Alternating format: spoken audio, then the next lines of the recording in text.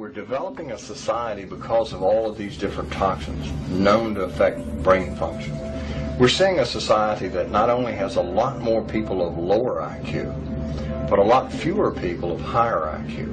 In other words, a dumbing down, a chemical dumbing down of society.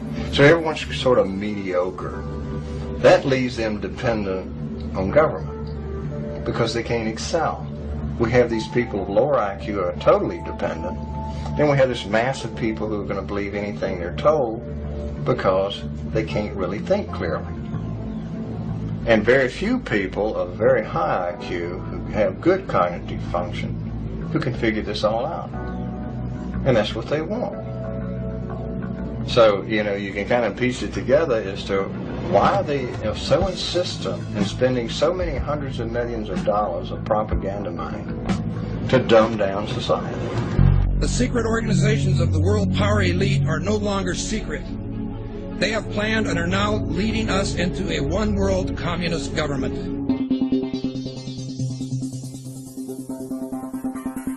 It's no longer a theory.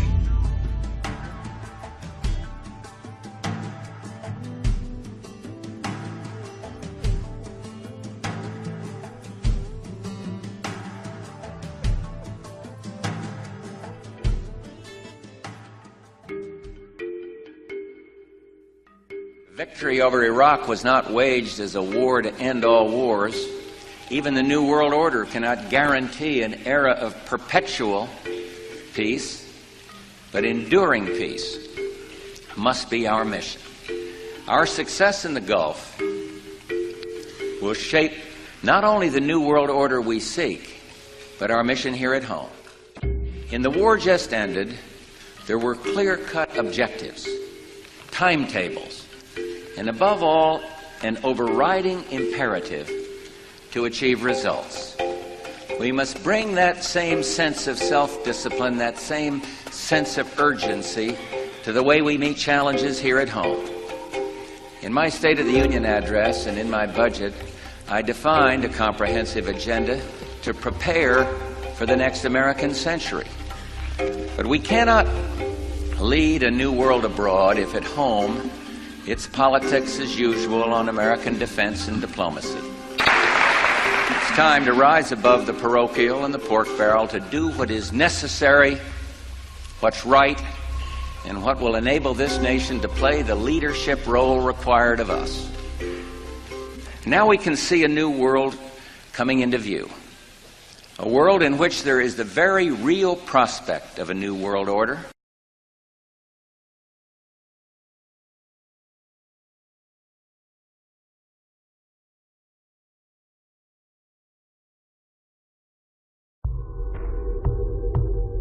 It's all about power. Grabbing it, keeping it, using it. Power is our currency, our DNA, our God. We control the world. We provide the blueprint and we give the instructions. We're the people in grainy photos on grassy knolls. We're the shadowy faces in smoky back rooms and darkened boardrooms. We're right here, hiding in plain sight, buying and selling favors. Blackmail, treason, deceit, these are our stock in trade. We work the magic of the drunken evenings with senators and chiefs of staff. We shake down demons and negotiate with sorcerers. We have stocks in hell and compromising photos of angels. We use any means necessary regardless of the cost because the world is a bad place and you can either do or get done. We're the Illuminati and we're not done.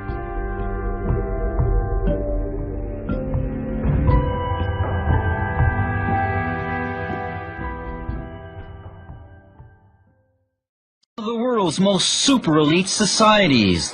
The Bilderberg Group has taken over this high-end hotel in an Ottawa suburb.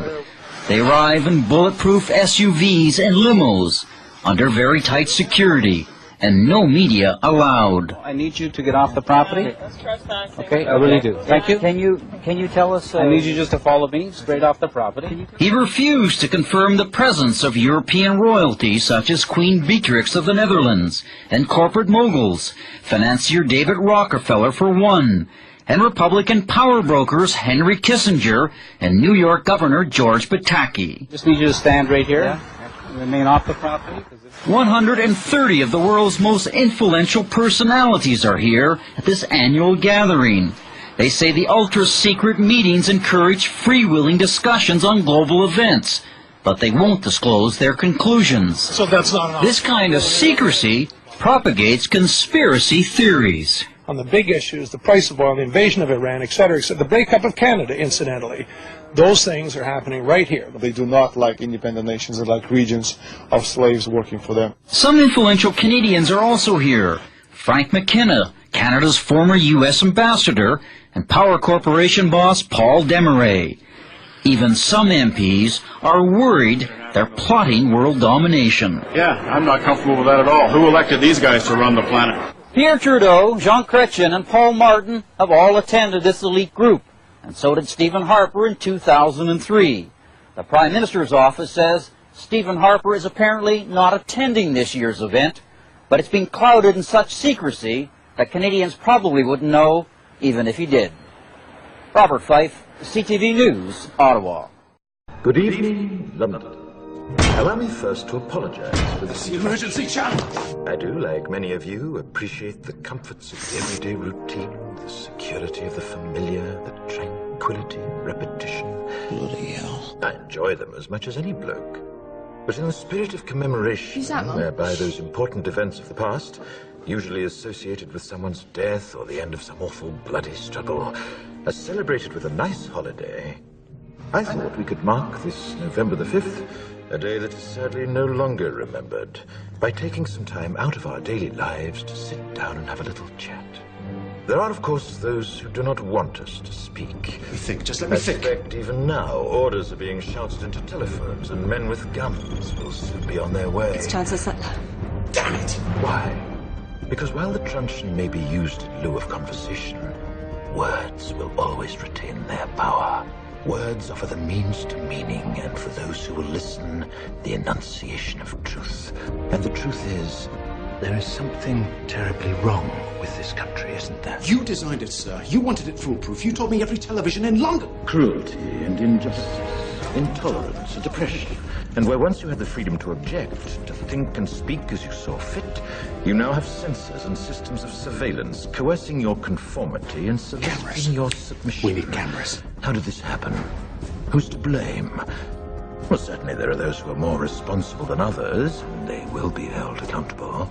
But again, truth be told, if you're looking for the guilty, you need only look into a mirror. I know why you did it. I know you were afraid. Who wouldn't be? War, terror, disease. There were a myriad of problems which conspired to corrupt your reason and rob you of your common sense. Fear got the best of you, and in your panic you turned to the now High Chancellor Adam Sutler. He promised you order, he promised you peace, and all he demanded in return was your silent, obedient consent. Inspector, you're almost through. Last night, I sought to end that silence. Last night, I destroyed the Old Bailey to remind this country of what it has forgotten. More than 400 years ago, a great citizen wished to embed the 5th of November forever in our memory. His hope was to remind the world that fairness, justice, and freedom are more than words. They are perspectives. So if you've seen nothing, If the crimes of this government remain unknown to you, then I would suggest that you allow the 5th of November to pass unmarked. But if you see what I see, if you feel as I feel, and if you would seek as I seek, then I ask you to stand beside me 1 year from tonight, outside the gates of Parliament, and together we shall give them a 5th of November that shall never, ever be forgotten.